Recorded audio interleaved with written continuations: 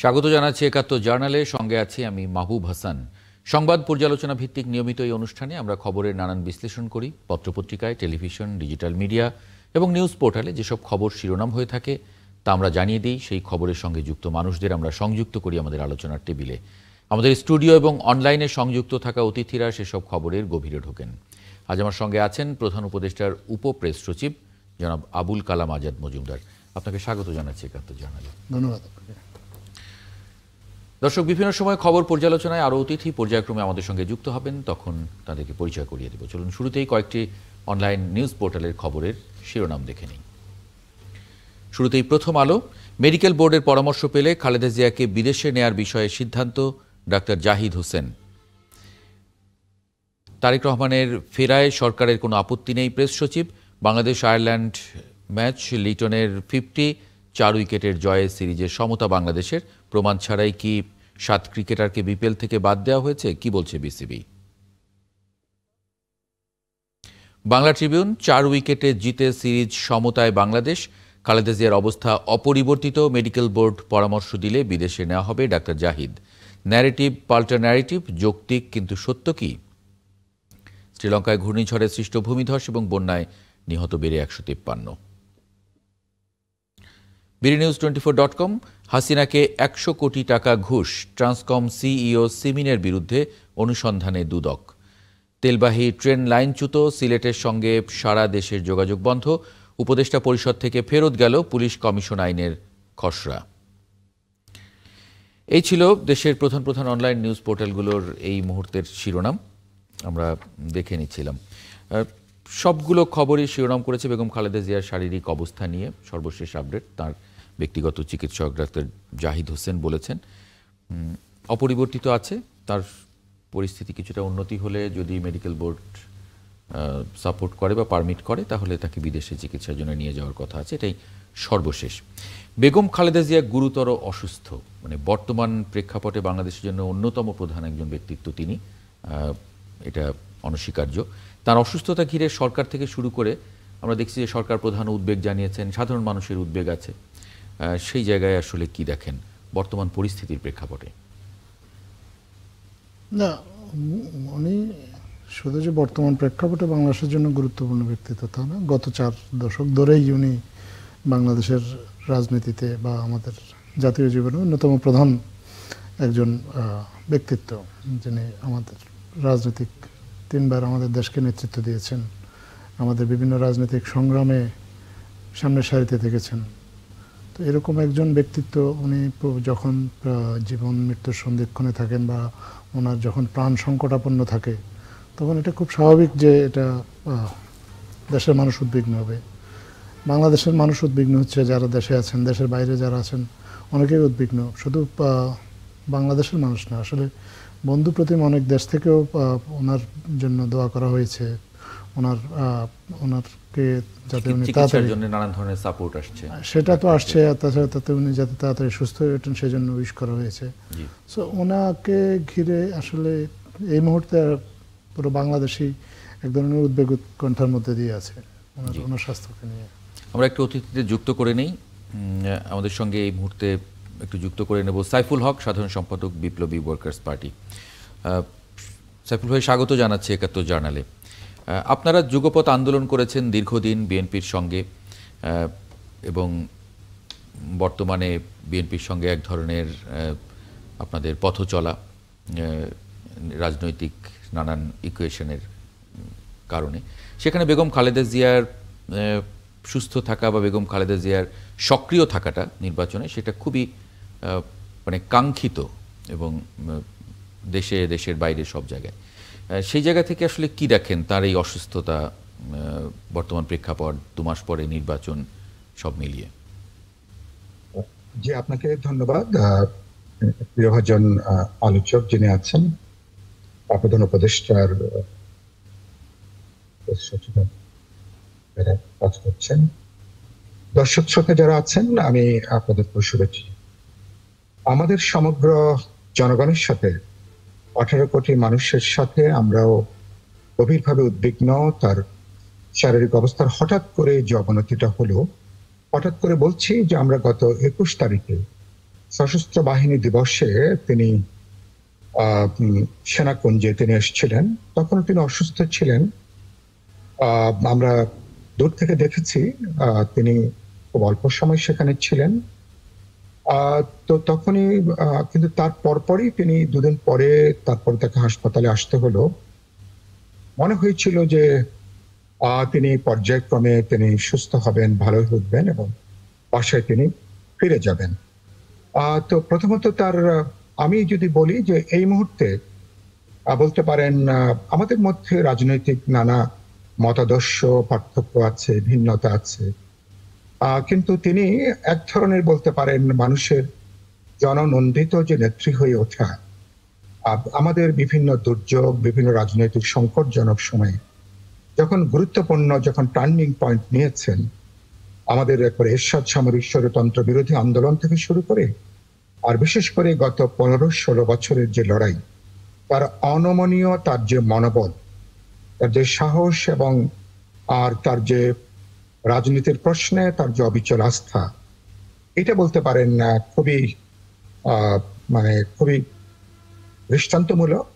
এবং এটা এই মুহূর্তে যখন আপনি উল্লেখ করছিলেন মাত্র 2-2.5 মাস পরে জাতীয় নির্বাচন, যখন বিএনপি দেখলাম তাকে তার এমনকি মনোনয়ন বেগম খালেদা জিয়ার তাকে মনোনয়ন তাকে তার নাম দেওয়া হয়েছে, যখন আমরা আশা করছিলাম তিনি পর্যায়ক্রমে সুস্থ হবেন, সুস্থ হলে তিনি নির্বাচনী প্রচারণাও তিনি যুক্ত হবেন এবং আমাদের যে ঐতিহাসিক যে এখন গণতান্ত্রিক উত্তরণের যে যাত্রা, একদিকে আমরা আগামী ফেব্রুয়ারি প্রথম ভাগে যখন আমাদের প্রত্যাশিত জাতীয় নির্বাচন হবে, একই সাথে যখন গণভোট অনুষ্ঠানের যে আমাদের কর্মসূচি আছে, সিদ্ধান্ত রয়েছে, অর্থাৎ দেশ যখন একটা গুরুত্বপূর্ণ ক্রান্তিকালে গণতান্ত্রিক উত্তরণের সময়, তখন তার রাজনৈতিক সক্রিয়তা, তার সুস্থতা, এটা কেবলমাত্র বিএনপির জন্য না, পুরো দেশ, পুরো জনগণ, পুরো গণতান্ত্রিক উৎক্রমণের জন্য, গণতন্ত্রের অভিযাত্রার জন্য এটা অত্যন্ত গুরুত্বপূর্ণ।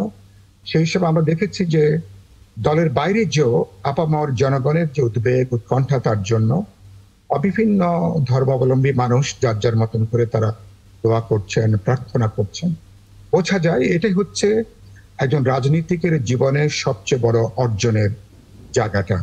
আমি এভাবে দেখি, ফলে আমি এখনো আশা করতে চাই তিনি এর আগেও তিনি একবার দুবার অনেক এর চেয়ে কঠিন সংকটজনক অবস্থা থেকেও তিনি বেরিয়ে এসছেন।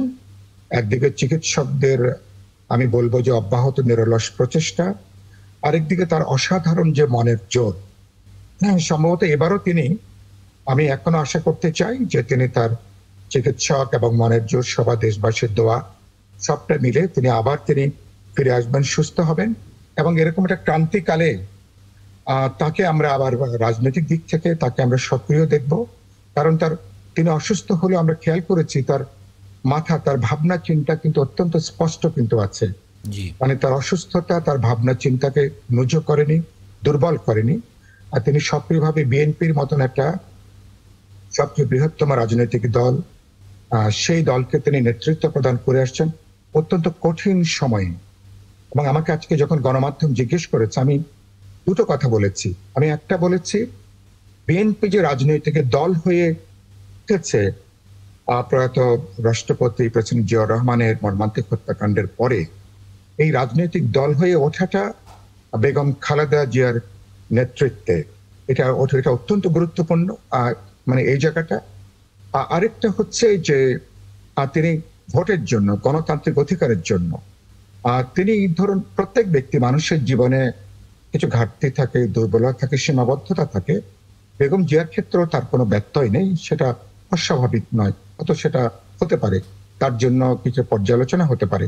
কিন্তু সাধারণভাবে তিনি গণতন্ত্রের আপসের নেত্রী, তিনি যে মানুষ তাকে ভালোবেসে যে মানুষ যে ডাকে, সেটা এরশাদ সামরিক স্বৈরতন্ত্র বিরোধী আন্দোলনে যখন বিপর্যয়ের মুখে আওয়ামী লীগ যখন এরশাদের অধীনে যখন নির্বাচন করতে গেল, রাজপথে যখন আমরা আন্দোলন করছি, তখন তিনি যেভাবে দাঁড়িয়ে গেলেন এবং এরপরে আমরা তারপরে সামরিক স্বৈরতন্ত্র বিরোধী আন্দোলন, গণজাগরণ, গণঅভ্যুত্থানে পরিণত হওয়া পরবর্তী যাত্রায় তত্ত্বাবধায়ক সরকার তার আমলে অবশেষে তিনি সরকার থেকে অল্প দিনের জন্য সরকার গঠন করে তত্ত্বাবধায়ক সরকার গঠন করলেন।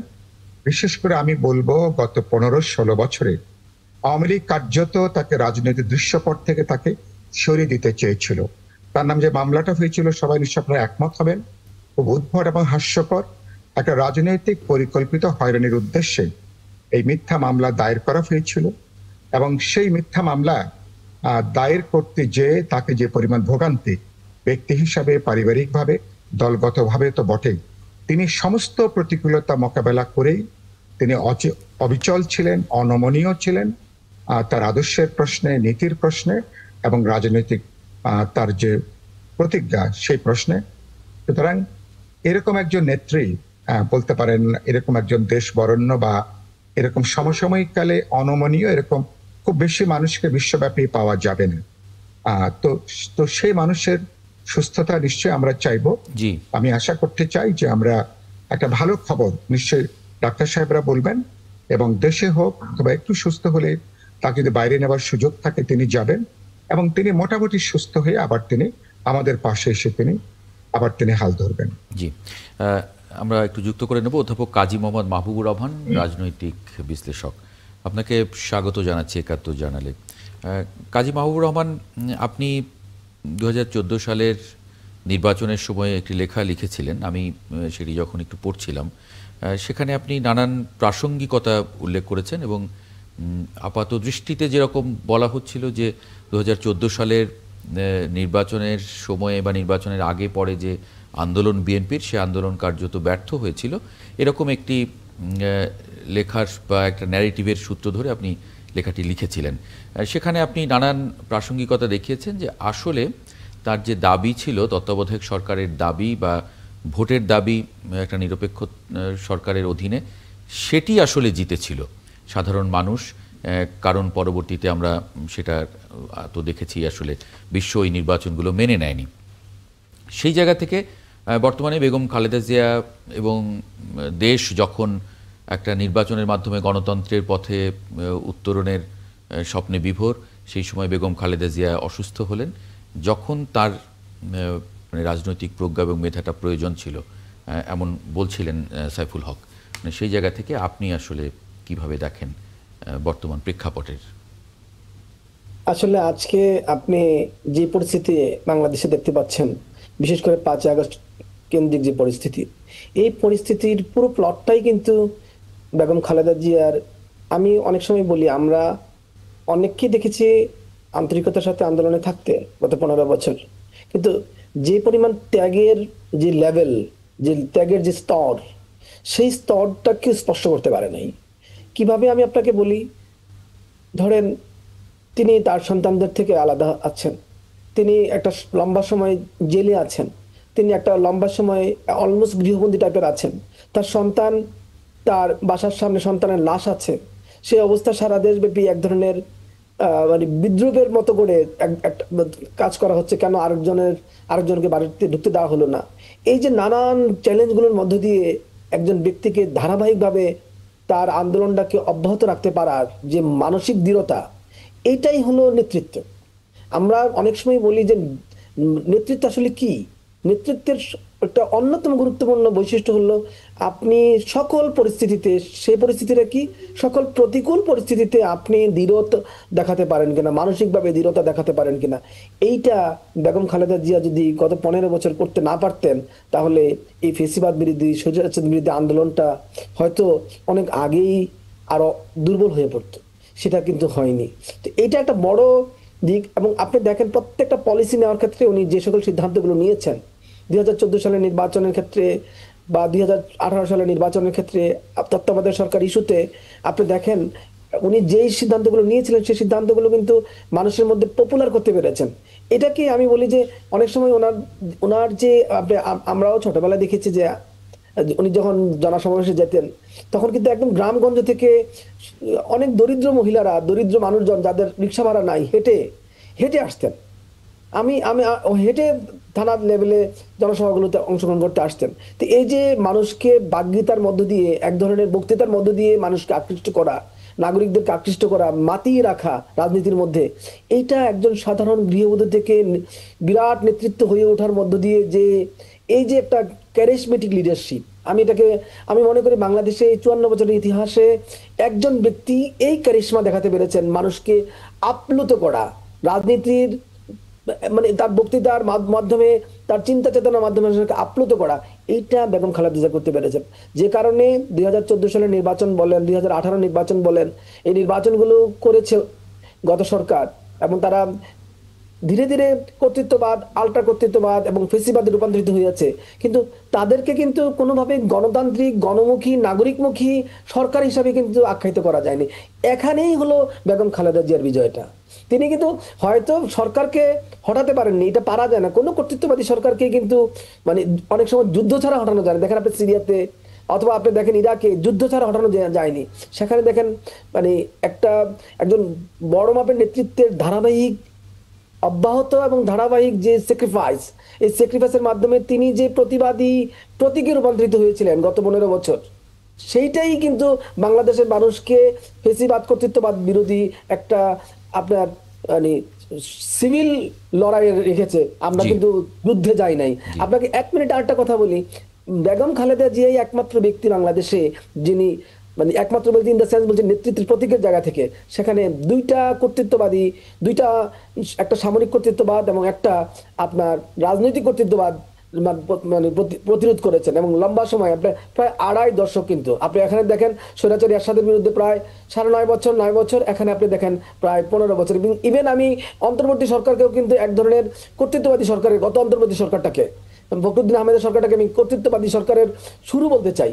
এবং এই যে ওখানে যদি আপনি 17 বছর ধরেন এবং এখানে যদি 9 বছর ধরেন, এই দেখেন 26 বছর, একটা জাতির 54 বছরের ইতিহাসে 26 বছরের একটা বিরাট লড়াইয়ে একজন ব্যক্তি ধারাবাহিকভাবে, ক্লান্তিহীনভাবে টিকেছিলেন সেই লড়াইটাতে, এবং মানুষকে ঐক্যবদ্ধ করেছেন তার ছায়াতলে।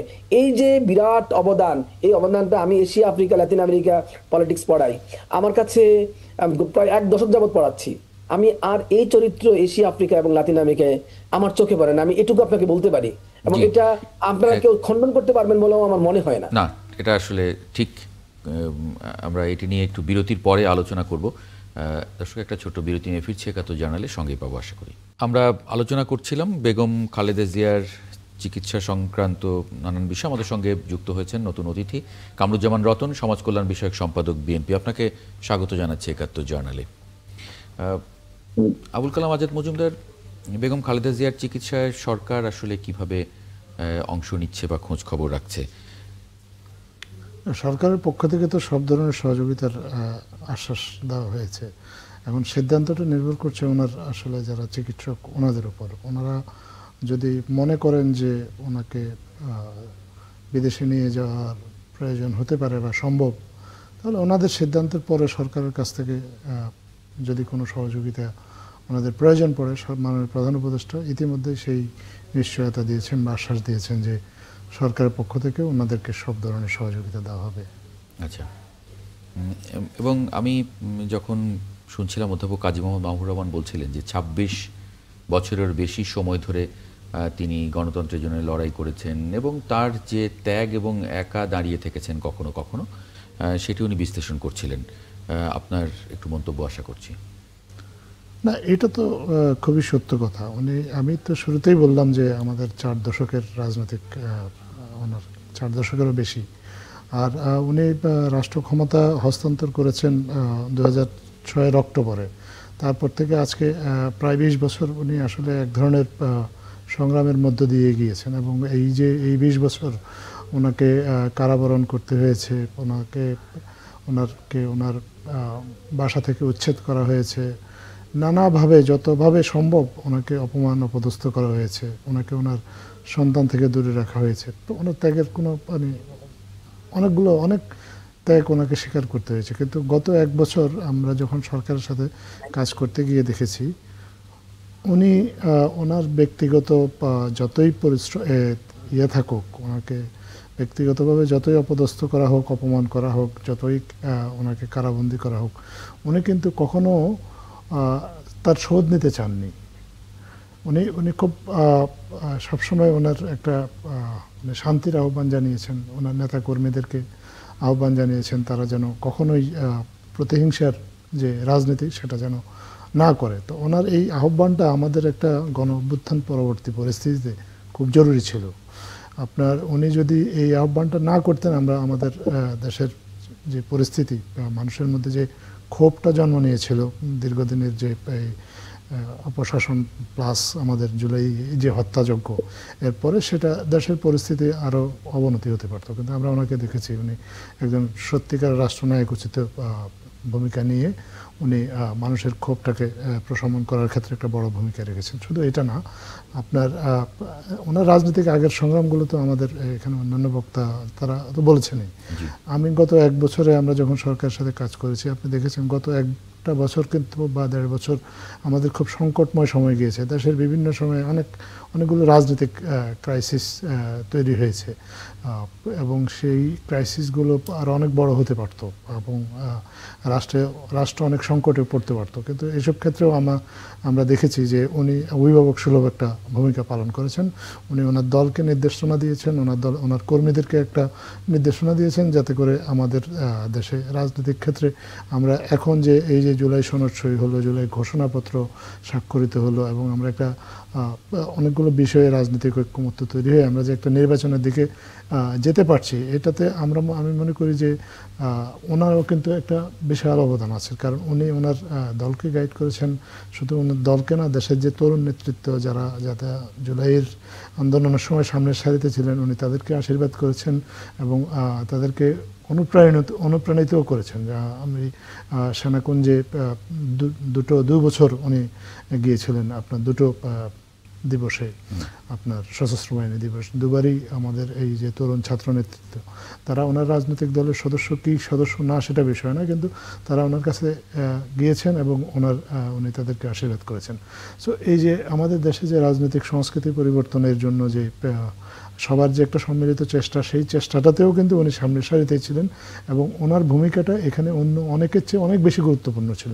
তো আমাদের জাতীয় জীবনে এইরকম অনেক ভূমিকা উনি বিভিন্ন সময় পালন করেছেন। আমাদের সেই আমরা যখন খুব ছোটোবেলায় আমরা দেখেছি এরশাদ বিরোধী আন্দোলনে সাইফুল ভাই এখানে একটা জাতীয় নির্বাচনের কথা বলেছেন, যে জাতীয় নির্বাচনে আমাদের 2 জন নেত্রী ছিলেন। তখন একজন ঘোষণা দিয়েছিলেন যে যারা এরশাদের অধীনে নির্বাচনে যাবেন তারা জাতীয় বেঈমান হিসেবে আখ্যায়িত হবেন। তারপর উনি নিজেই 86 সালে তারপর উনি নিজেই নির্বাচনে গিয়েছেন। কিন্তু আমরা বেগম খালেদা জিয়াকে দেখেছি যে উনি যেই সিদ্ধান্ত নিয়েছেন ওনার নিজের সিদ্ধান্তে অবিচল থেকেছেন এবং দেশবাসী ওনাকে পুরস্কৃত করেছেন 91 সালে জাতীয় নির্বাচনে।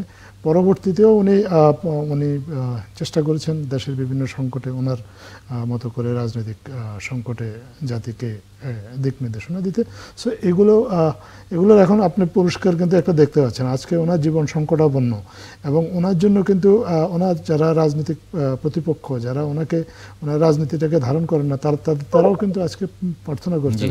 একজন মানুষ কিন্তু মানে আমি এই মুহূর্তে বাংলাদেশে একেবারে সার্বজনীনভাবে শ্রদ্ধেয় খুব একজন মানুষ উনি।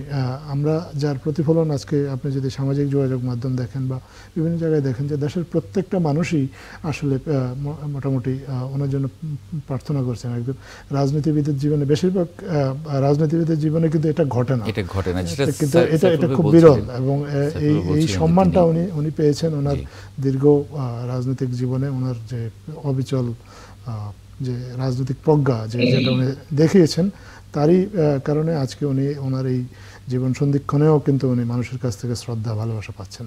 জি, কামরুজ্জামান রতন, নেতাকর্মীরা কিভাবে নিচ্ছে? একদিকে নির্বাচন, অন্যদিকে দলের প্রধান অসুস্থ, মানে যে সময়টায় আসলে একেবারে পুরোপুরি দল নির্বাচনমুখী হয়ে যাওয়ার কথা, সেই সময়ে আপনাদেরকে এই বিষয়ে নজর রাখতে হচ্ছে এবং প্রতি মুহূর্তে খোঁজ রাখতে হচ্ছে। আজাদ ভাই বেগম খালেদা জিয়া সম্পর্কে যা বলছিলেন এর সাথে আমি একটু অ্যাড করি। আজকের যে অবস্থাটা, বেগম খালেদা জিয়া আমাদের নেত্রী, এখন আজকের এই নেত্রীর যে অবস্থাটা, এখানে 3টা জিনিস মানুষের ভিতরে কাজ করছে, এটা আমার উপলব্ধি। সেটা হলো, একটা হলো দায়িত্বশীলতা, যারা ওনাকে প্রত্যক্ষভাবে চিকিৎসক জাহিদ ভাই আমাদের মহাসচিব স্যার যা বলেছেন, এটা হলো দায়িত্বশীলতার জায়গা থেকে ওনারা কথা বলেছেন। এর মধ্যে আরেকটা যারা কর্মী, আমাদের মতো কর্মীগুলো, তারা হলো আবেগ দিয়ে ম্যাডামকে দেখছেন। আরেকজন এই অবস্থার মধ্যে কিছু অতি উৎসাহে গুজব ছড়িয়ে সামগ্রিক জিনিসটাকে একটু আরো বেশি ক্রিটিক্যাল, ম্যাডাম যতটুকু অসুস্থ, বাট এটাকে যেমন আমি আমার ব্যক্তিগত তরফ থেকে বলি, আমাকে দুইজন খুব বাজে সংবাদ দিয়েছে যা আমি এই মুহূর্তে বলতে পারবো না। আমরা মা তুললে ওনাকে আমরা সারাটা জীবন দেখে আসছি। তো আমার নেত্রীকে সবাই তো আমরা পৃথিবী থেকে চলে যাব, কিন্তু বাস্তব অবস্থাটা নিয়ে কেউ কিন্তু আমরা কোনো কথা বলছি না। সত্যিকার অর্থে আমি গতকাল আমি ওই সময় যখন ম্যাডামকে ফার্স্ট কেমো দিতে যাই, আমি তখন এভার কেয়ার হসপিটালে ওই 4th ফ্লোরে আমিও ছিলাম। যখন নেত্রীটা আমার সামনে দিয়ে যেভাবে কেমো দেওয়ার জন্য 4 ঘন্টা ওনার লাগে, ওই কেমো দিতে যাওয়ার সময় ম্যাডাম তো কখনই এর আগে কোনো কেমো দেওয়ার কোনো অভিজ্ঞতা ছিল না, আসলে খুব কষ্টকর। তখনই শুনেছি যে 4 ঘন্টা ওনাকে কেমো দিতে হবে, এবং তারপর ওনাকে কিন্তু সিসিউতে নিয়ে গেছে, আইসিইউতে না। কিন্তু দেখেন মানুষ আইসিইউটা খুবই ক্রিটিক্যাল, একবার ক্রিটিক্যাল পেশেন্টের জন্য কিন্তু ওই জায়গাটা মানুষ দেখেন কত বলে, আমাকে দুইজনে বলেছে ম্যাডাম নাকি নেই। তো এই কথাটা শুনতে আমার আবেগের জায়গা থেকে আমার মতো হাজারো লক্ষ মানুষ বেগম খালেদাকে মা পেল সবাই ভালোবাসে, তো আমার সবচেয়ে দুঃখ লাগে। আমাদের আবেগ থাকবে, বাট এই অবস্থাটা নিয়ে সত্যিকার জিনিসটা উপলব্ধি না করে ডক্টর জাহিদ ভাই, মির্জা ফখরুল যখন কথা বলে এই কথাটাকে বিশ্বাস করা উচিত। এরপরে যতগুলো গুজবের ডালপালা বা ম্যাডামের ক্রিটিক্যাল অবস্থাটা নিয়ে যারা কথা বলে, আমি সম্পূর্ণ আবেগতাড়িত হয়ে আমি বলছি এটা ঠিক না। আমরা ম্যাডামের জন্য দোয়া করতে থাকি। দেখেন আজকে আমি আমার বাবা মার কবর জিয়ারত করতে এসে আমি শুধু বাসায় এসেছি, বাড়িতে এসেছি, আমার বাবা মাকে স্মরণ করে আমি আমার ম্যাডামের জন্য দোয়া করতেছি। আমার এইটাই হলো সম্বল।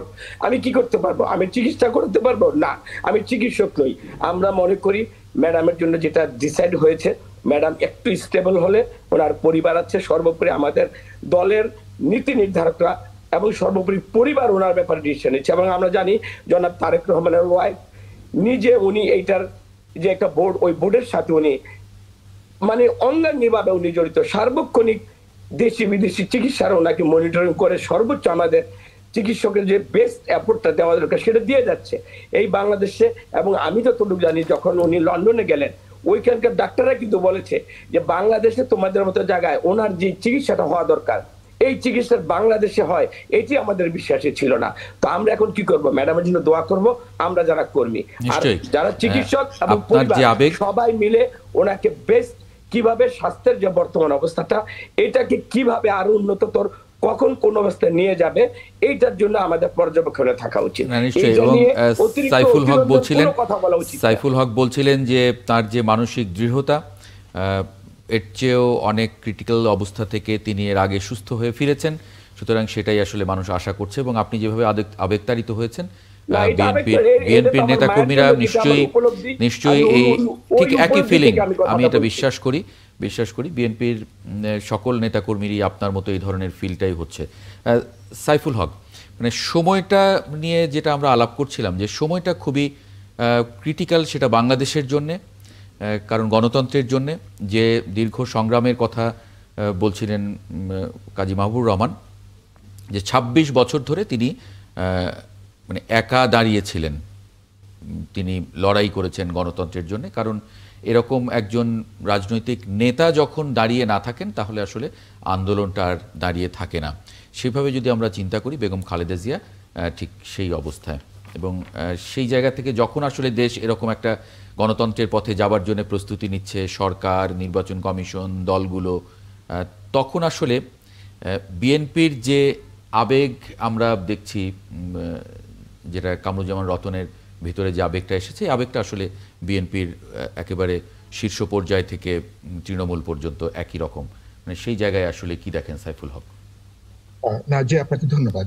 এই আবেগটা শুধুমাত্র বিএনপির নেতা কর্মীদের মধ্যেই না, আমার মনে হয় যে যারা গত এরশাদ সামরিক স্বৈরতন্ত্র বিরোধী আন্দোলন থেকে যারা তার লড়াইটা দেখেছেন, সংগ্রামটা দেখেছেন, তার অনমনীয় মনোভাব যারা দেখেছেন, এরশাদের আওয়ামী লীগ যখন নির্বাচনে চলে গেল, তারা বললেন না চট্টগ্রামের যে এরশাদের অধীনে যারা নির্বাচন যাবে তারা জাতীয় বেঈমান। তিনি বিকেল বেলা বললেন, ঢাকায় ফিরে এসে রাত 12টার পরপরই এরশাদের অধীনে নির্বাচনে যাবার সিদ্ধান্ত গ্রহণ করা হলো। এর পরপরই তারপরে আমরা তখন 5 দল, আমরা তৎকালীন ওয়ার্কার্স পার্টি সহ আমরা 5 দল, আর বিএনপি তখন 7 দলের মধ্যে যুক্ত ছিলেন, আর আওয়ামী লীগ ছিল 8 দলের। ফলে বেগম খালেদা জিয়ার তখনকার ভূমিকা এবং তার সাথে আমরা 5 দল যুক্ত হয়ে আন্দোলনের অন্যান্য শরিকদেরকে নিয়ে আমরা কিন্তু এই জায়গাটা আমরা কিন্তু অব্যাহত রেখেছি। ওই সময়টাই তার ভূমিকাটা প্রায় একটা নির্ধারক একটা বিষয় তখন ছিল। এরপরে আপনি জানেন যে সরকার চেষ্টা করেছেন আওয়ামী লীগ বিশেষ করে তাকে গো ডাউন করানোর জন্য। মানুষ বাঁচে কি নিয়ে? মানুষ বাঁচে তার আত্মশক্তি নিয়ে, তার মনোবল নিয়ে। তার বলেন যারা আত্মশক্তি যখন একটা কনসাসনেসের জায়গায় দাঁড়িয়ে যায়, কোনো মানুষ থাকে কোনো চাপের কাছে যারা কোনো নো বলার ক্ষমতা রাখেন, না বলার ক্ষমতা রাখেন। বেগম জিয়া তিনি যে আপসহীন নেত্রী ভাবে দেশের মানুষ দেখে, বিশ্বব্যাপী দেখে, তার ওই লড়াই এবং পরবর্তীকালে বিশেষ করে গত 15-16 বছরে ব্যক্তি জীবনে পারিবারিক ভাবে তাকে যে নির্যাতন, নিপীড়ন, বাড়ি থেকে উচ্ছেদ এবং তার ছোট পুত্রের যেভাবে বিদেশে তার মর্মান্তিক তার যে মৃত্যু, এবং তিনি পরিবার থেকে বিচ্ছিন্ন হয়ে তাকে যেভাবে থাকতে হয়েছে, এবং যখন একটা ব্যক্তিগত প্রতিশোধ স্পৃহা যখন তার উপরে যখন আমরা দেখেছি, সে সময় অবিচল থাকা, বিশেষ করে বিএনপির মতন একটা দলকে ঐক্যবদ্ধ রাখা, এই রাখার মধ্য দিয়ে বিরোধী শিবিরকেও এক ধরনের ঐক্যবদ্ধতার জায়গায় রাখবার যে সচেতন চেষ্টা। এবং আমার মনে আছে আমরা যখন গণতন্ত্র মঞ্চ তখন তিনি খুব অসুস্থ, তখন তিনি এভার কেয়ারে ছিলেন। একটু সুস্থ হওয়ার পরে যখন তাকে আমরা দেখতে গিয়েছিলাম, নানা প্রশ্ন নিয়ে আমরা আলোচনা করেছি, কথা বলেছি, কিন্তু তিনি আওয়ামী লীগ বা শেখ হাসিনার ব্যাপারে কোনো বিরূপ মন্তব্য তখনো পর্যন্ত তার মুখ থেকে কিন্তু আমরা কিন্তু শুনিনি। তার চিন্তার মধ্যে এক ধরনের যে হ্যাঁ নিশ্চয়ই তারা এটা বুঝবে, উপলব্ধি করবে, এভাবে নিশ্চয়ই চলবে না, আপনারা ঐক্যবদ্ধ থাকুন, জনগণকে আপনারা ঐক্যবদ্ধ করুন। তার চিন্তার মধ্যে আমি দেখলাম যে একটা পাল্টা কোনো প্রতিশোধ স্পৃহার যেটা অনেক মানুষের সহজাত প্রবণতা, তিনি এটা বাইরে ছিলেন। এবং বরাবরই দেখছি এক ধরনের রিকনসিলিয়েশন কিভাবে তৈরি করা যায় এটা রাষ্ট্র নির্মাণের জন্য, সমাজ গঠনের জন্য, এটা আমাদের মতন সমাজের রাজনৈতিক যাত্রার জন্য পার্থক্য থাকার পরেও কিভাবে একটা রাজনৈতিক সংস্কৃতি একসাথে চলার, সম্ভবত এটাই তার অন্তর্গত একটা রাজনৈতিক উপলব্ধি বা শক্তি। এবং বিএনপি যদি সে পথে হাঁটছে বলেই বিএনপি হয়তো এখনো পর্যন্ত ঐক্যবদ্ধ আছে, মানুষের আকাঙ্ক্ষার একটা বড় অংশের আকাঙ্ক্ষাকে ধারণ করতে পারছে, এবং অন্যান্য অপরাপর রাজনৈতিক দলগুলোকে নিয়ে তারা এখনো পর্যন্ত চলার সংস্কৃতিটা অর্জন করতে পেরেছে।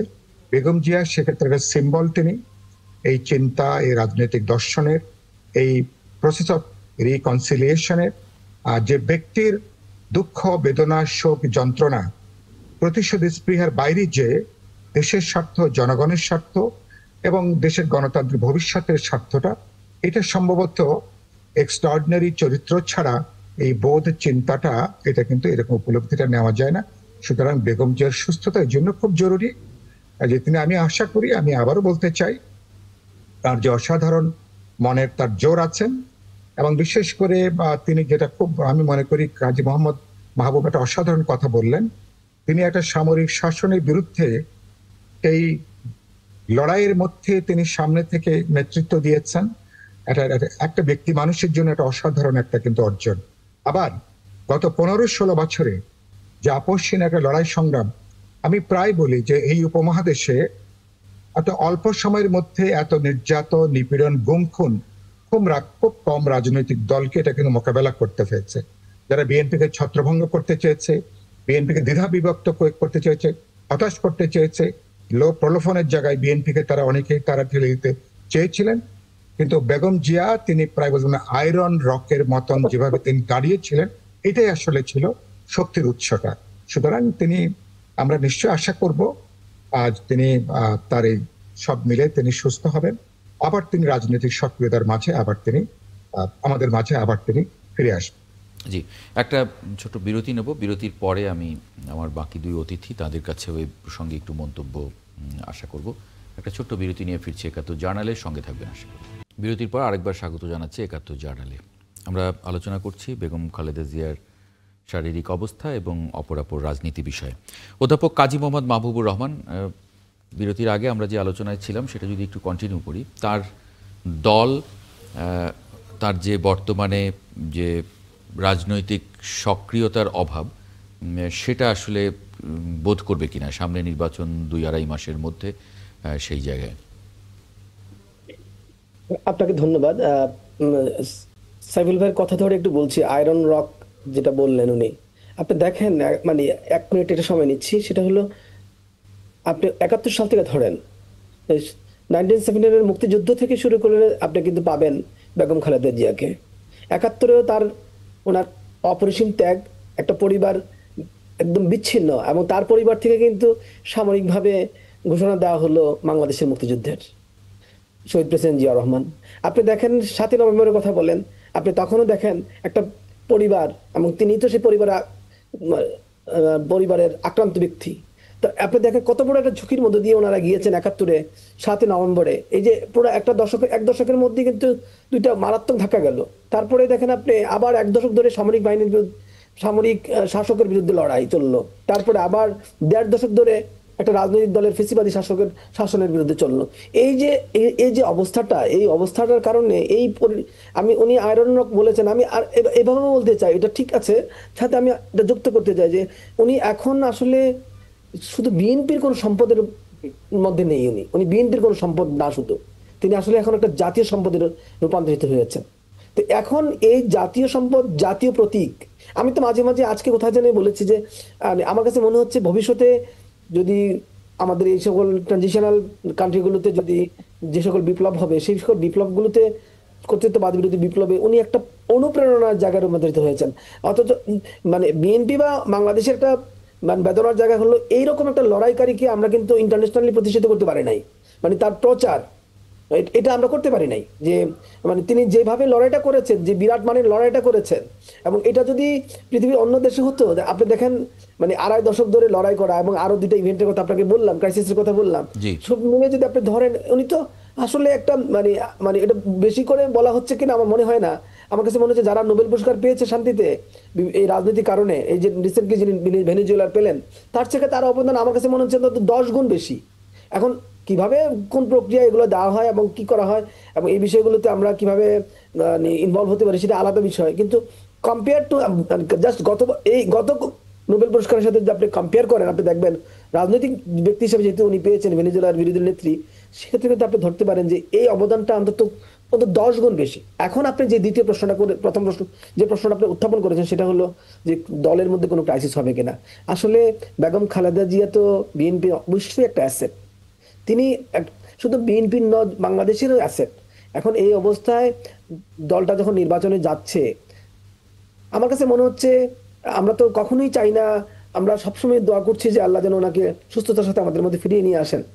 এখন এটাই আমরা প্রত্যাশা করতে চাই, যে কোনো পরিস্থিতিতেই বিএনপি যেহেতু গত 15 বছর লড়াইয়ে টিকেছিল এবং বিরোধী দলগুলোকে ঐক্যবদ্ধভাবে থেকে একটা ফেসিবাদের বিরুদ্ধে লড়াই করার 15 বছর, 1.5 দশক প্ল্যাটফর্ম তৈরি করতে পেরেছে, সেই বিএনপি আমার কাছে মনে হচ্ছে যে কোনো পরিস্থিতিতেই দলের যে কোনো ক্রাইসিসেই দাঁড়াতে পারবে। আগামী নির্বাচনে যে কোনো পরিস্থিতি, আমরা এটা কখনোই এভাবে চিন্তা করি না, যে কোনো পরিস্থিতিতেই দল তার প্রতিদ্বন্দ্বিতার জায়গা থেকে সর্বোচ্চ চেষ্টা করবেই, এবং খালেদা জিয়া সকল অবস্থাতেই বিএনপির নেতাকর্মীদের একজন একটা অনুপ্রেরণা নাম।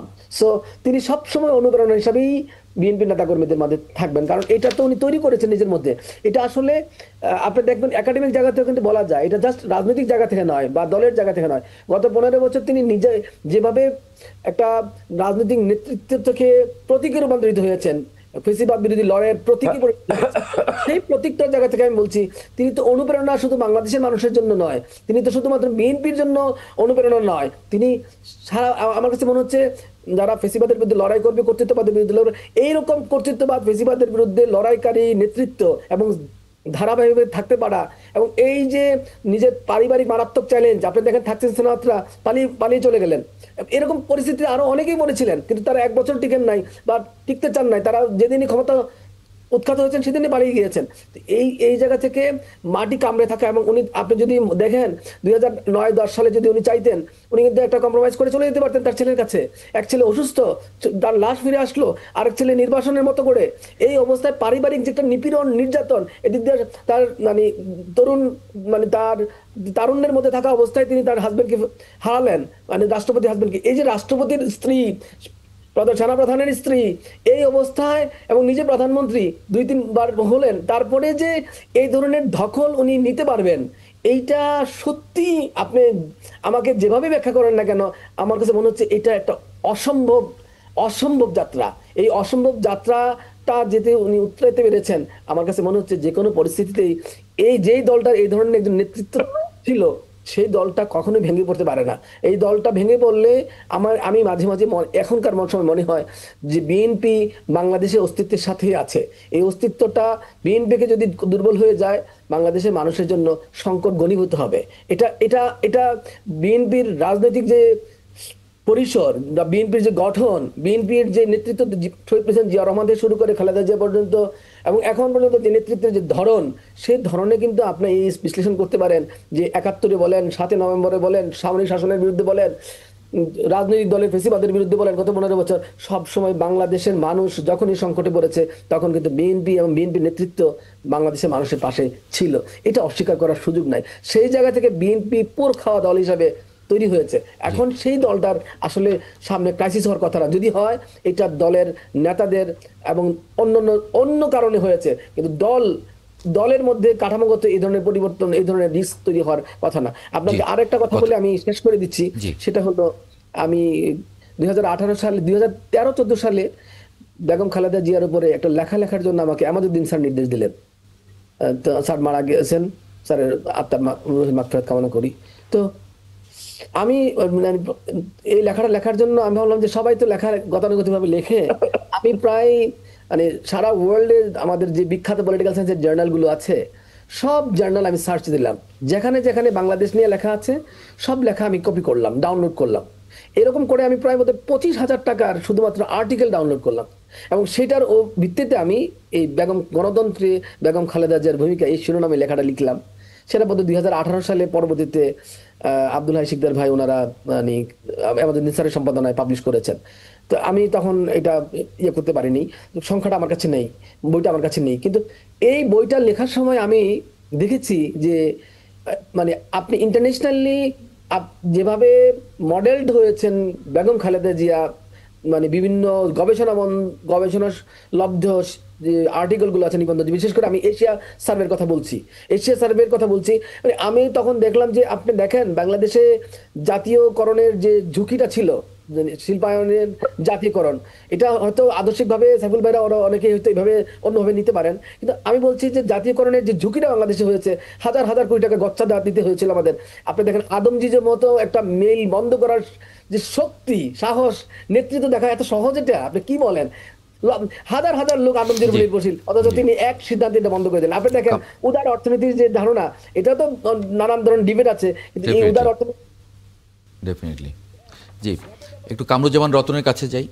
কামরুজ্জামান রতন। জি, শুনছি। জি, থ্যাংক ইউ। জি, আপনি বলছিলেন। আমি যেটা বলছিলাম, দেখেন এখানে সাইফুল হক ভাইয়ের একটা কথা ধরে আমি বলতে চাই, ম্যাডামের যে ভূমিকা, ম্যাডামের যে ধীরতা, সে 90s থেকে আমরা যেটা দেখেছি। আমি স্পেশালি আজকে একটা ঘটনার কথা উল্লেখ করব।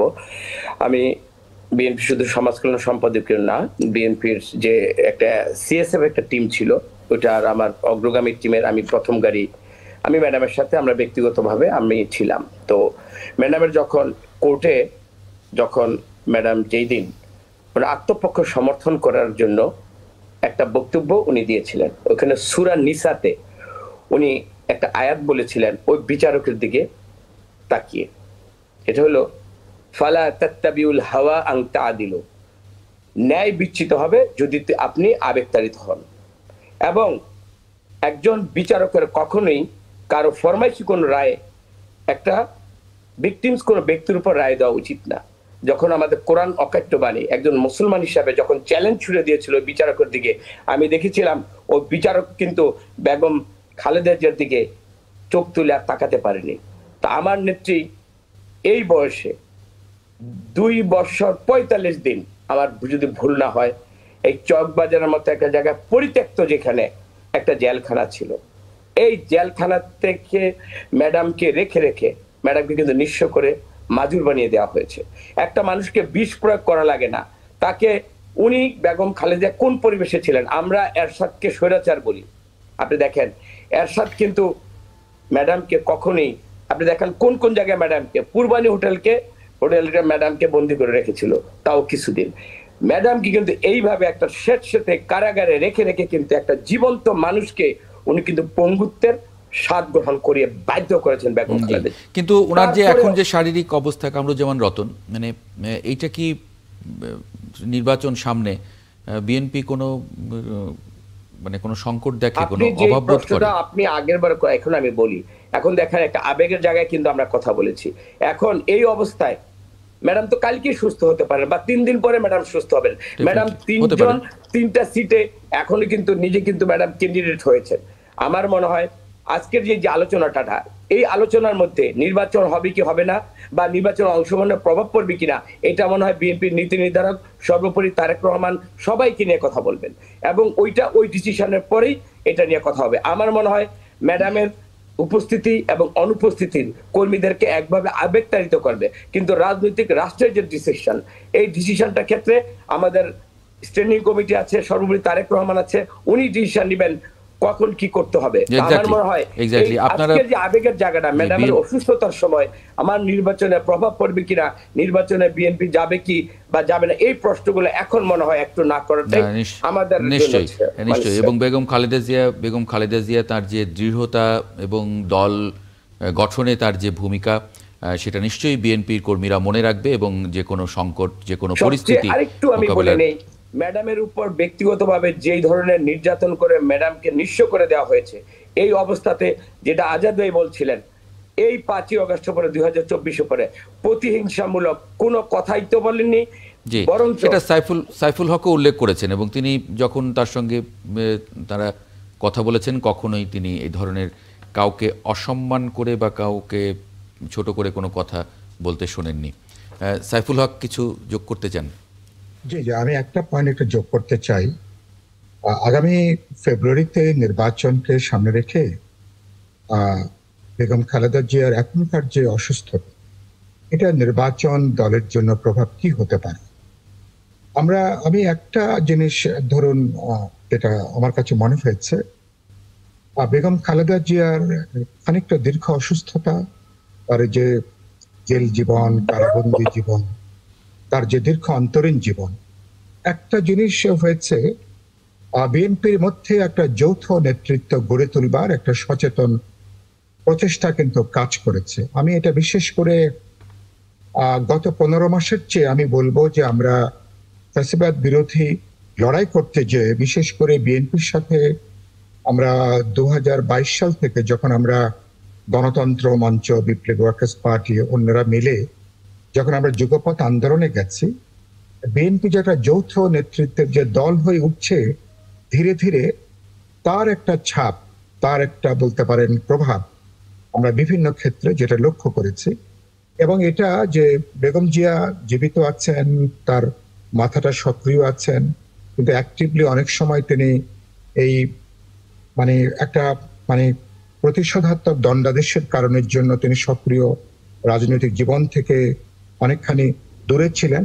এটা বিএনপির জন্য আবার বলতে পারেন যে তাকে একটা নেতৃত্ব গড়ে তুলবার ক্ষেত্রে এটা অনেকটা কিন্তু এটা পরোক্ষভাবে এটা একটা সুযোগও কিন্তু দিয়েছে, যে বিএনপি যে এরকম একটা দল, যে দলগুলোর প্রধানত একজন ব্যক্তি নির্ভর থাকে, যে দলগুলোর ব্যক্তি ইমেজের উপরে প্রধানত করে, কিন্তু বিএনপি যে একটা যৌথভাবে পরিচালিত হতে পারে এবং নানা হামলা, আক্রমণ, গুম খুন, রাষ্ট্রীয় সন্ত্রাস, নিপীড়ন মোকাবেলা করে, সম্ভবত বিএনপির শক্তির বড় জায়গাটা এই যৌথ নেতৃত্বের জায়গাটা। ভবিষ্যতে যৌথ নেতৃত্ব যদি আরো শক্তিশালী হয়, বৃদ্ধি পায়, সংহত হয়, সম্ভবত বিএনপি নিজে যেমন একটা গুরুত্বপূর্ণ ভূমিকা পালন করতে পারবে, দেশের জন্য তারা কিন্তু একটা উদাহরণ তাদের পক্ষে তৈরি করাটা সম্ভব। জি, অনেক ধন্যবাদ সাইফুল হক, কামরুজ্জামান রতন এবং অধ্যাপক কাজী মোহাম্মদ মাহবুবুর রহমান, আপনাদের তিনজনকে যুক্ত হবার জন্য আজকে ৭১ জার্নালে। দর্শক, একটা ছোট্ট বিরতি নিচ্ছি, ফিরছি কিছুক্ষণের মধ্যে, সঙ্গে থাকবেন আশা করি। বিরতির পরে আরেকবার স্বাগত জানাচ্ছি ৭১ জার্নালে। পর্যায়ে দেখে নেব আগামীকাল সকালে যে পত্রিকাগুলো আপনার হাতে পৌঁছবে কী শিরোনাম করেছে আজকে। দৈনিক যুগান্তর, খালেদা জিয়ার শারীরিক অবস্থা স্থিতিশীল, উদ্বেগ উৎকণ্ঠায় দেশবাসী। আমাদের সময় খালেদা জিয়ার শারীরিক অবস্থা অপরিবর্তিত। বণিক বার্তা,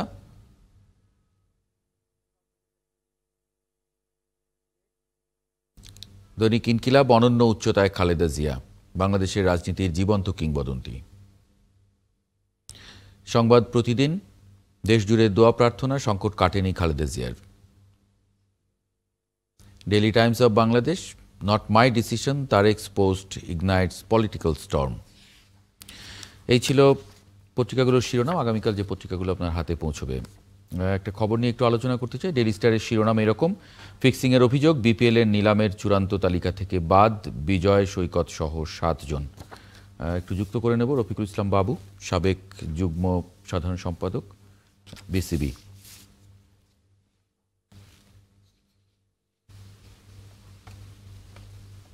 জি, রফিকুল ইসলাম বাবু, আপনার কাছে একটু আগে শুনে নেই, মানে যে বিপিএলের নিলামে এই 7 জনকে যে বাদ রাখা হলো, সেটার আসলে খুব পরিষ্কার ব্যাখ্যা বিসিবি দেয়নি, এবং ধারণা করা হচ্ছে, অসমর্থিত সূত্রে এরকম বলা হচ্ছে যে যেটা মানে ফিক্সিংয়ের কারণে তাদেরকে সরিয়ে রাখা হয়েছে বা তাদেরকে বাদ রাখা হয়েছে। এটা মানে ইন্টিগ্রিটি ইউনিটের প্রধান অ্যালেক্স মার্শাল এরকম সুপারিশ করেছেন, যার ফলশ্রুতিতে এরকম। অথচ খেলোয়াড়রা তারা এটার মানে ডিনাই করেছেন। কিন্তু মানে এরকম কি, মানে অভিযোগ হলেই বাদ রাখা যাবে, মানে বিষয়টা এরকম কিনা? ধন্যবাদ। আসলে অভিযোগটা হলেই বাদ রাখা যাবে এরকম নয়, তবে অনেকদিন ধরেই আমরা এই বিপিএল নিয়ে কিন্তু অনেক কথা শুনছি যে বিভিন্ন প্রতিষ্ঠান, বিভিন্ন খেলোয়াড়রা এই বিপিএল এ ফিক্সিং এ জড়িত আছে এবং বিভিন্ন তদন্ত কমিটি গঠিত হয়েছে, এবং আশ্চর্যজনক হলেও সত্য যে এই তদন্ত রিপোর্টগুলি এখন পর্যন্ত কেউ পায়নি। কেন পায়নি? কারণ হলো এগুলির ভিতরে এমন কেউ জড়িত আছে যাদের নাম এখন প্রকাশ্যে আনা সম্ভব হচ্ছে না। কিন্তু আমরা কি এটা চেয়েছিলাম খেলার মাধ্যমে যে ফিক্সিং গুলি হচ্ছে, এই ফিক্সিং গুলি শুরুতেই যদি এগুলি দমন করা যেত তাহলে মনে হয় আমাদের ক্রিকেটেরই জয় হতো, ক্রিকেটেরই ভালো হতো। কিন্তু মানে এটা কি এই যে এমন অনেকের নাম, মানে কি তার খেলোয়াড় ছাড়াও অনেকের নাম ডেফিনেটলি আছে। আমাদের সন্দেহ, আমাদের ক্রীড়াঙ্গনে আমরা যারা আছি তারা আমরা সন্দেহ প্রকাশ করছি যে অনেক প্রতিষ্ঠানও এটার সাথে জড়িত আছে। তবে সেগুলির নাম প্রকাশ করা কেন হচ্ছে না সেটা আমার বোধগম্য নয়। তবে আমরা চাই এগুলি প্রকাশ্যে আসুক এবং এগুলি জানার মাধ্যমে আমাদের দেশের ক্রিকেটটাকে ধ্বংসের হাত থেকে আমাদের রক্ষা করতে হবে। কারণ বিপিএল এর মাধ্যমে আমরা যদি আমাদের এই ফিক্সিং কাণ্ডে যদি আমাদের খেলোয়াড়রা জড়িত হয়ে যায় তাহলে কিন্তু আমাদের দেশীয় ক্রিকেট, আন্তর্জাতিক ক্রিকেট, সব ক্রিকেটে কিন্তু এটার প্রভাব পড়বে এবং একটা সময় কিন্তু আমাদের এই ক্রিকেটটাই ধ্বংস হয়ে যাবে। তো আমরা শুরুতেই আমরা কিন্তু অনেক প্রতিবাদ করেছিলাম, অনেক কথা বলেছিলাম যে এগুলি যারা জড়িত আছে তাদের নাম প্রকাশ্যে আসা উচিত এবং বিসিবি এগুলি হাইড করা উচিত নয়। তদন্ত কমিটি গঠিত হয়েছে, এগুলি জানানো উচিত এবং যারা এই ফিক্সিং কাণ্ডে জড়িত তাদের দৃষ্টান্তমূলক শাস্তির ব্যবস্থা যদি করতো প্রথম থেকে, তাহলে আজকে আর এরকম অবস্থা হতো না। যে আপনার কাছে ফিরবো, আবুল কালাম আজাদ মজুমদার, ক্রিকেটে ফিক্সিং তো খুবই গুরুতর এবং বিপিএল এ ফিক্সিং হচ্ছে এরকম, সেখানে জাতীয় দলের খেলোয়াড়রাও আছেন, তারা হয়তো এখন দলে নেই কিন্তু দলে তো তারা যে কোনো সময় আসতে পারেন, বিবেচনায় তো থাকেনি। মানে সেই জায়গায় আসলে কি দেখেন? এবং রফিকুল ইসলাম বাবু যেমন বলছিলেন যে মানে কেন প্রকাশ করা হচ্ছে না, মানে আরো অনেকের নাম হয়তো চলে আসবে বা ইত্যাদি, সেই জায়গায় কি মন্তব্য করবেন? প্রথমত আপনি নিজেই বলেছেন যে অভিযোগ এসেছে, অভিযোগের ভিত্তিতে খেলোয়াড়দেরকে নিলাম থেকে বাদ দেওয়া হয়েছে। তো অভিযোগের ভিত্তিতে যদি নিলাম থেকে বাদ দেওয়া হয় তাহলে আপনাকে ধরে নিতে হবে যে তদন্ত তো এখনো শেষ হয়নি, কারণ তদন্তটা যদি কিছু প্রমাণ পাওয়া গেছে না, কিছু প্রমাণ দিয়ে তো আর একটা এরকম একটা তদন্তকে আপনি সম্পূর্ণ তদন্ত বলতে পারেন না। আংশিক কোনো কিছু দিয়েতে কোনো সিদ্ধান্তে পৌঁছানো যায় না। যেহেতু এটা একটা অভিযোগের পর্যায়ে আছে, তদন্তটা এখনো শেষ হয়নি, সো যে তদন্ত শেষ হয়নি সেই তদন্ত তো প্রকাশ করার কোনো সুযোগ নেই, সেই তদন্তকে চালিয়ে যাওয়ার সুযোগ দিতে হবে। এবং সমস্যাটা যেহেতু অনেক গুরুতর, এটা একটু সময় নিয়ে হলেও এটার গভীরে যেতে হবে, এটা একেবারে সমূলে এটা উৎপাদন করার চেষ্টা করতে হবে। অবশ্যই আমি বিসিবির কাছে আহ্বান জানাবো, তাদের তদন্ত যখন সম্পন্ন হয়, আইনি কোনো বাধ্যবাধকতা যদি না থাকে, তাহলে কারা এই ম্যাচ ফিক্সিংয়ের সাথে বা স্পট ফিক্সিংয়ের সাথে জড়িত এগুলো প্রকাশ করা, কারণ এদের নেমিং শেমিংটাও খুব জরুরি, শুধু শাস্তিটা না। এটা যদি করা হয় তাহলে আমাদের পরবর্তীতে আমাদের ক্রিকেট রক্ষা হবে।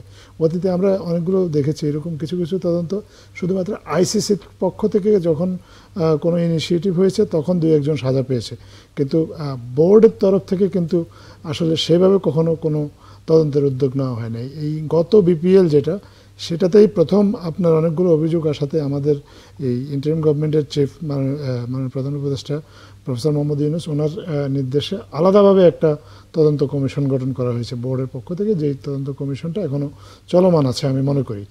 তারা হয়তো রিপোর্ট দিয়েছে, কিন্তু রিপোর্টের সাথে আরও অনেক কিছু সাপ্লিমেন্ট করার সুযোগ আছে, এবং আইসিসিতে বিসিবি একজন ইন্টিগ্রিটি অফিসারও নিয়োগ দিয়েছেন। সো তাদের এই তদন্তটা চলমান আছে, এবং তদন্তের কনক্লুসিভ যখন এভিডেন্স আসবে তখন আমরা অবশ্যই সবাই আশা করব যে এই এভিডেন্সগুলো প্রকাশ করা হবে, সেটা উনি যেই হোক, কারণ এটা ক্রিকেটে আসলে এটা এ বিষয়ে একেবারে শূন্য টলারেন্স দেখাতে হবে, এটা একটা বিষয়। আর যে খেলোয়াড়দের কথা আপনি বলেছেন, তাদের বিরুদ্ধে তো গত বছরই কিন্তু আসলে অভিযোগটা এসেছিল, গণমাধ্যমেও এসেছিল। তো যাদের বিরুদ্ধে এরকম অভিযোগ আসে তাদেরকে বিপিএলে রাখা উচিত কিনা এটা আসলে ভেবে দেখার সুযোগ আছে। বিপিএলে খেলা বা ড্রাফটে থাকা এটা কিন্তু কারো কোনো রাইট না, এটা একটা প্রিভিলেজ। আপনার বিসিবি কাকে এই ড্রাফটে রাখবে না রাখবে এই সিদ্ধান্ত নেওয়ার এখতিয়ার বিসিবির থাকা উচিত। কারণ আপনি দেখেন বিসিবিতে বিপিএলে 5 থেকে 7টা দল থাকে, আপনার সেই দলে আপনার ক্রিকেটারের সংখ্যা হয়তো 60 থেকে 70 জন বা 100 জন ক্রিকেটারকে আপনি নিলামে রাখতে পারেন। আমাদের দেশের রেজিস্টার্ড ক্রিকেটার আছে 10,000-এর উপরে। তা আপনি কি এই 10,000 ক্রিকেটারই কি আপনাকে নিলামে রাখতে হবে কিনা? বিসিবি নানা কারণে নানা ক্রিকেটারকে নিলাম থেকে বাদ দিতে পারে। তার মধ্যে যদি কারো আচরণ সন্দেহজনক হয়, সুষ্ঠু তদন্তের স্বার্থে তাদেরকেও আপনার নিলাম থেকে বাইরে রাখা যেতে পারে। এই গ্যারান্টি বিসিবি কখনোই কোনো খেলোয়াড়কে দিতে পারবে না যে তাকে রাখতেই হবে বিপিএলের আপনার ড্রাফটের মধ্যে। কারণ কোনো খেলোয়াড় আসলে এই খেলাটার চেয়ে বড় না, খেলাটাকে প্রোটেক্ট করতে হবে। খেলাটাকে প্রোটেক্ট করার জন্য যে সিদ্ধান্তই নিতে হোক, সেটা যত কঠিনই হোক, সেটা বিসিবিকে নিতে হবে। জি, রফিকুল ইসলাম বাবু। জি, মানে বিসিবি আসলে আজাদ ভাই যেটা বলছে ঠিকই বলেছে, কিন্তু আমরা অতীতটা যদি একটু চিন্তা করি, অতীতটা যদি একটু ঘাটি, তাহলে দেখতে পাই যে এই বিপিএল নিয়ে কিন্তু বাংলাদেশের ক্রিকেটটা কিন্তু অনেক কলুষিত হয়েছে। কারণ এখানে দেখেন আমাদের তখন সবচেয়ে ভালো খেলোয়াড় ছিল মোহাম্মদ আশরাফুল, সে কিভাবে ক্রিকেট থেকে বিদায় নিয়েছে। তো একটি খেলার মাধ্যমে আমরা কি চাই? আমরা চাই যে আমাদের এই খেলার মাধ্যমে আমাদের খেলোয়াড়রা আরো টি-20তে, বিশেষ করে বিপিএলটা টি-20 হয়, টি-20তে আরো মানে ভালো পারফর্ম করতে পারুক, বিদেশি খেলোয়াড়দের সাথে তাদের যে মানে উঠা বসা, সেটাতে আরো তারা ভালো কিছু শিখার জন্য। এবং আরেকটা জিনিস আছে অর্থনৈতিক ব্যাপারটা, এই বিপিএল দিয়ে কিন্তু বিভিন্ন দেশ কিন্তু অর্থনৈতিক ভাবে ক্রিকেট বোর্ডগুলো অনেক স্বাবলম্বী হয়েছে। তো এই দুটো জিনিস কাজ করে। তাছাড়া দর্শকরা এন্টারটেইনমেন্ট হিসাবে এই খেলাটাকে নেয়, প্রচুর রান হয়, ভালো উপভোগ করে। কিন্তু এই খেলার মাধ্যমে যে মানে আমাদের ক্ষতিটা হচ্ছে সেটা হলো, দেখেন আমাদের এই তৃণমূল পর্যায়ে, অর্থাৎ আমি বলি যে একেবারে 3rd division, 2nd division, 1st division, premier division, সর্বক্ষেত্রে কিন্তু এটার প্রভাব কিছুটা না কিছু পড়েছে। আপনারা দেখেন বিভিন্ন সময় কিন্তু এই অভিযোগগুলি এসছে। এটা কোথা থেকে আসছে? আমরা যদি এরকম বিপিএল এর যে ধরনের অভিযোগগুলি এসেছে সেটার বিরুদ্ধে যদি আমরা কার্যকর পদক্ষেপ নিতাম, দৃষ্টান্তমূলক শাস্তি নিতাম আরো আগে থেকে, তাহলে হয়তো এই জিনিসগুলি প্রভাব ফেলতো না। কিন্তু অভিযোগ তো গত বছর এসেছে, গত বছর না, তার আগেও কিন্তু এসেছে, তার আগে প্রথম থেকে আমাদের এই খেলার মাধ্যমে যদি আমাদের খেলোয়াড়রা যদি ক্রিকেট খেলার যে সৌন্দর্যটা, সেই সৌন্দর্যটা কিন্তু হারিয়ে যাচ্ছে।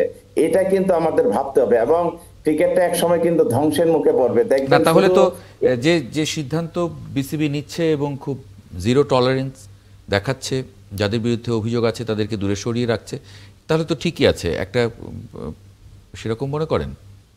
হ্যাঁ, আমি মনে করি যে সেরকম ঠিক আছে, কিন্তু এটাই যথেষ্ট নয়। আমি বলছি যে যারা বা যে সমস্ত প্রতিষ্ঠানগুলো, যে সমস্ত ফ্র্যাঞ্চাইজগুলি জড়িত ছিল, তাদের বিরুদ্ধে কিন্তু কার্যকর পদক্ষেপ নেওয়া হয়নি, এবং এটা যদি নিত তাহলে আমাদের এই জিনিসটা এই পর্যায়ে আসতো না। না, এটা আমাদের তদন্তের মধ্য দিয়ে যাচ্ছে। আবুল কালাম আজাদ মজুমদার বলছিলেন যে হ্যাঁ, ঠিক আছে, প্রধান আপনার কথা একেবারে উপদেষ্টার সরাসরি নির্দেশে এ ধরনের একটি তদন্ত চলছে। তাহলে তো দেখেন, এই বাবু ভাইয়ের যে কথা বলেছেন, উনি খুব অভিজ্ঞ একজন ক্রিকেট সংগঠক। ওনার সেন্টিমেন্টের সাথে আমরা সবাই একমত। বিপিএলকে ক্লিন না করতে পারলে এটা ভবিষ্যতে বাংলাদেশের ক্রিকেটের ধ্বংসের কারণ হতে পারে, এবং বিপিএলকে ক্লিন করার জন্য এটা আসলে কোনো পক্ষ বিপক্ষের কোনো বিষয় না। এটা আমরা যারা ক্রিকেট লাভার প্রত্যেকে চাওয়া, এটা করতে হবে। এটা আপনার বিপিএল এর পোটেনশিয়ালিটি ছিল বিশ্বের অন্যতম একটা সেরা ক্রিকেট লিগ হওয়ার, কারণ বাংলাদেশের ক্রিকেটের বাজার আছে, ক্রিকেটের উন্মাদনা আছে, বাংলাদেশের অর্থনীতি বড় হচ্ছে। কিন্তু আশ্চর্যজনকভাবে গত কিছুদিন বা গত কতগুলো বছর যারা ক্রিকেটের দায়িত্বে ছিলেন, তারা বিপিএলটাকে ক্রিকেট এমন একটা পর্যায়ে নিয়ে গিয়েছেন, এটাকে আসলে বিপিএল বাংলাদেশ প্রিমিয়ার লিগ না বলে অনেকে আড়ালে আবদালে বাটপার প্রিমিয়ার লিগ এরকম একটা জিনিসও বলে থাকেন, বা এটার অনেকগুলো আসলে আছে। তো এইটাকে ক্লিনজিংয়ের একটা প্রক্রিয়া গত বছর থেকে শুরু হয়েছে। এই ক্লিনজিংয়ের প্রক্রিয়াটাতে আপনার এর আগে বাবুভাই আশরাফুলের শাস্তির কথা বলেছেন। আশরাফুলকে শাস্তি দিয়েছে আইসিসি, বিসিবি না। আরও দুই একজন যারা টুকটাক শাস্তি পেয়েছে তাদেরকে আইসিসি শাস্তি দিয়েছে, বিসিবি শাস্তি দেয়নি। গত বছরই প্রথম বিসিবির উদ্যোগেই আসলে আপনার একটা তদন্তের ব্যবস্থা করা হয়েছে, যেই তদন্তটা সম্পন্ন হলে আমরা মনে করি অনেক থলের বিড়াল বেরিয়ে আসবে, এবং বিসিবি সরাসরি এটার যে ক্লিনজিং প্রসেসটা, এই ক্লিনজিং প্রসেসটাতে ইনভলভ হয়ে বিপিএলটাকে ক্লিন করার একটা সুযোগ পাবে। আমরা মনে করি বর্তমানে যে এখন যারা বিসিবিতে আছেন, বিসিবির নেতৃত্বে আছেন, আমাদেরই একজন সাবেক ক্রিকেটার যিনি নিজে একসময় আইসিসিতে দীর্ঘদিন ধরে কাজ করেছেন, ক্রিকেটের গ্লোবালাইজেশনে তার একটা বিশাল রোল আছে। তিনি তার দেশের ক্রিকেটকে এই যে দুষ্ট ক্ষত সেগুলো থেকে রক্ষা করবেন, এবং আপনি একটা জেনে আশাবাদী হবেন যে আমাদের এই ইন্টারিম গভর্নমেন্টও কিন্তু ক্রিকেটের জুয়ার বন্ধে বেশ কয়েকটা পদক্ষেপ নিয়েছে। আপনি দেখেছেন যে আমরা ক্রিকইনফো, ক্রিকেটের একটা অন্যতম শক্তিশালী একটা ওয়েবসাইট, তারা কিন্তু যখন অস্ট্রেলিয়াতে এবং ইংল্যান্ডে খবর প্রচার করে সেখানে কিন্তু জুয়ার বিজ্ঞাপন দেখায় না, কিন্তু বাংলাদেশে দেখায়। এইটা আমরা লক্ষ্য করেছি, এবং আমরা বাধ্য করেছি ক্রিকইনফোকে এটা বন্ধ করতে। এবং শুধু ক্রিকইনফো না, আমাদের সরকারের পক্ষ থেকে বলা হয়েছে যারাই ক্রিকেটে জুয়ার বিজ্ঞাপন প্রচার করবে তাদেরকেই আসলে এক ধরনের, তাদের বিরুদ্ধে এক ধরনের রেগুলেটরি মেজার আমাদের সরকারের পক্ষ থেকে নেওয়া হবে। আইন করে জুয়াটাকে বন্ধ করা হয়েছে। আমাদের দেশে আইকন ক্রিকেটার এখনও, আপনারা যারা আইকন বলেন, যাদের জন্য আমাদের, আমি একদম নাম ধরে বলি, সাকিব আল হাসান, ওনার রাজনৈতিক ভূমিকার কারণে উনি এমনিতেই যথেষ্ট বিতর্কিত, কিন্তু এত কিছুর পরেও উনি কিন্তু বিদেশে বসে এই জুয়ার বিজ্ঞাপনই করছেন, এখনও বন্ধ করেননি। যাকে এখনও দেশের অনেক ক্রিকেট লাভার ফলো করেন, তারা জুয়া প্রমোট করছেন। এখন ক্রিকেটের সর্বোচ্চ স্তরে থেকে যারা জুয়া প্রমোট করেন, যারা জুয়ার সাথে জড়িত থাকেন, তো যখন এরকম সিচুয়েশন থাকে তখন তো দেশের ক্রিকেট থেকে এই মিনাসটাকে দূর করাটা খুব কঠিন হয়ে যায়। তো এই জন্য আসলে প্রয়োজন সবার সহযোগিতা এবং সমন্বিত একটা উদ্যোগ। আমরা মনে করি সেটা হলে এই দুষ্ট ক্ষত থেকে আমাদের ক্রিকেটটাকে রক্ষা করা সম্ভব হবে।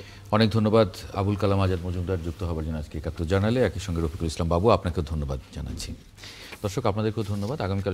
আগামীকাল একই সময় ৭১ জার্নাল দেখার আমন্ত্রণ রইল, সঙ্গে পাবো আশা করি।